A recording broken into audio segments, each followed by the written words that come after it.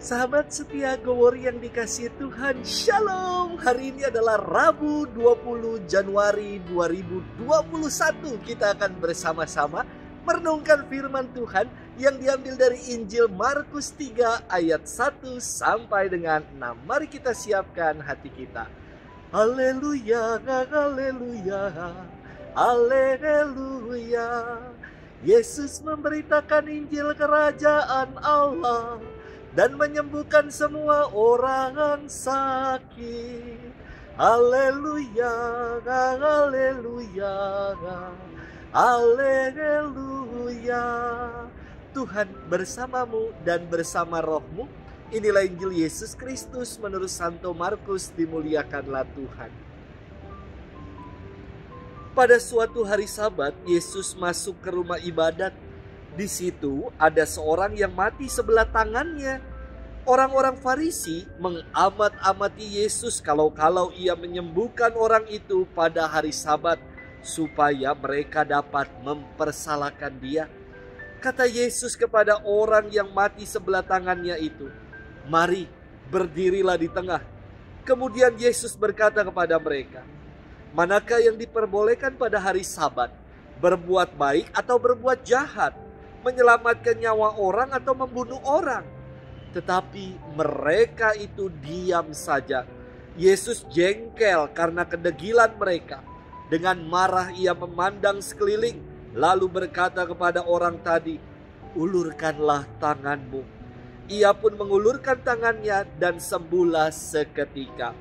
Lalu keluarlah orang-orang Farisi dan segera bersekongkol dengan orang-orang Herodian untuk membunuh dia. Demikianlah Injil Tuhan. Terpujilah Kristus. Sahabat setia Gowori yang dikasihi Tuhan, Shalom. Dulu waktu masih SD, sempat ada berbagai eksperimen seputar sains. Semisal kacang hijau yang ditaruh di dalam kapas yang basah, kemudian esok harinya mulai berkecambah dan lama-kelamaan menjadi tauge. Ada lagi eksperimen, yakni sebatang korek api yang diletakkan di bawah terik matahari. Dengan bantuan lup atau kaca pembesar, akhirnya korek menjadi terbakar. Ini menarik sekali untuk kita renungkan bersama. Kaca pembesar atau lup menjadi pengumpul energi dan mengubah energi. Kalau tanpa lup atau kaca pembesar, korek api itu tetap tinggal begitu saja. Namun setelah menggunakan lup atau kaca pembesar, korek api itu menjadi terbakar. Sahabat setia Gowori yang dikasihi Tuhan, mentalitas lup atau kaca pembesar hadir dalam diri orang-orang Farisi.